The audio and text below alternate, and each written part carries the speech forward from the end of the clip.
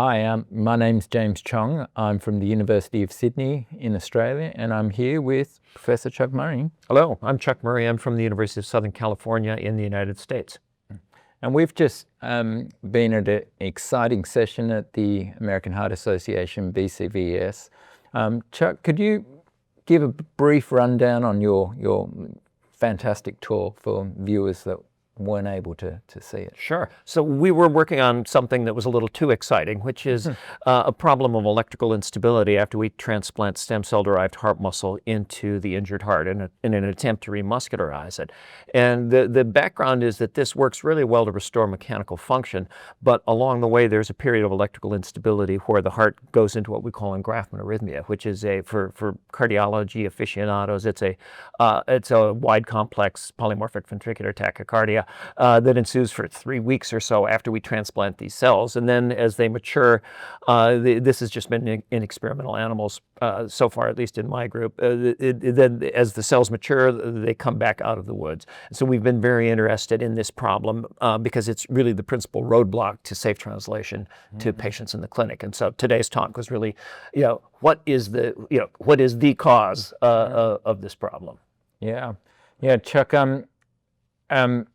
You and I know that this is a really exciting time in this space for cell therapy, and in particular using pluripotent stem cell-derived cardiomyocytes with a few different groups in clinical trials already. What do you think is you've mentioned engraftment arrhythmias. Is that the main hurdle still yet to overcome, or what do you see as other barriers? Yeah, it's a great question. And we've overcome so many things along the way. Where are we going to get the cells? How do we turn them into heart muscle? Can we get them to engraft and survive, and show that can we do this at scale that would be necessary for people? And we've solved all of that. And I liken this to peeling an onion. And so the last couple of layers have been this arrhythmia problem, and then we need to understand about how we're going to deal with the immune system as well. So those to me are like the last two hurdles to solve before it's perfect. I think it's pretty good now, but we want to make it even better. Yeah. In our session, we also heard a great talk on xenogenic transplant using pig hearts in humans, and they also talked about the immune system and battling a lot of different things.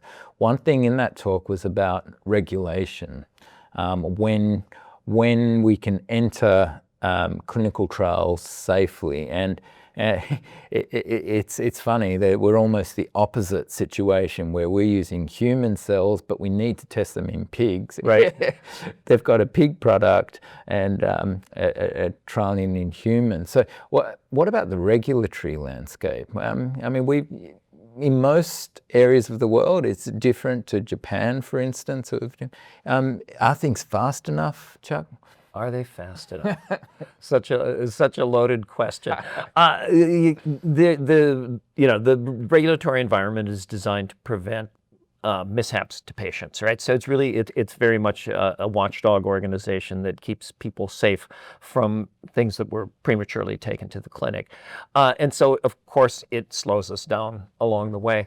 In other kinds of medicines like bone marrow transplantation were developed, were considered the practice of medicine, not drug development. But nowadays this kind of work is considered drug development. So we fall in line and we do what the Food and Drug Administration tells us, basically. We wish it were faster, but this is just how it is. Yeah.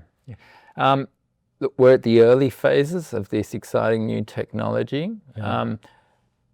Casting forward 20 odd years, what's your vision for the ultimate goal? Where do you think this technology could take us? Yes, what I see is a time when having a diagnosis of heart failure isn't a terminal diagnosis. I see a time when we can address the root cause of this chronic disease that you know well that once diagnosed, a patient has on average 5 years to live, and it's really quite a grim prognosis.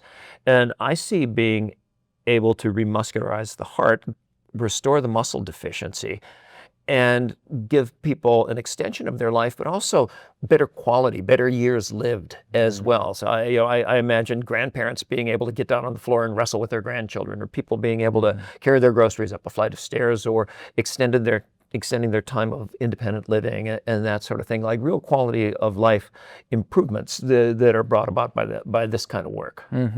Great. And do you think there'll be less heart transplants, less LVADs, or it will just be different therapies for different types of patients? What do you? That's so interesting. I think, we transplant as many hearts as we can right now. In the United States, it's about 3,000 a year, and that hasn't moved much in a couple of decades, and that'll probably continue.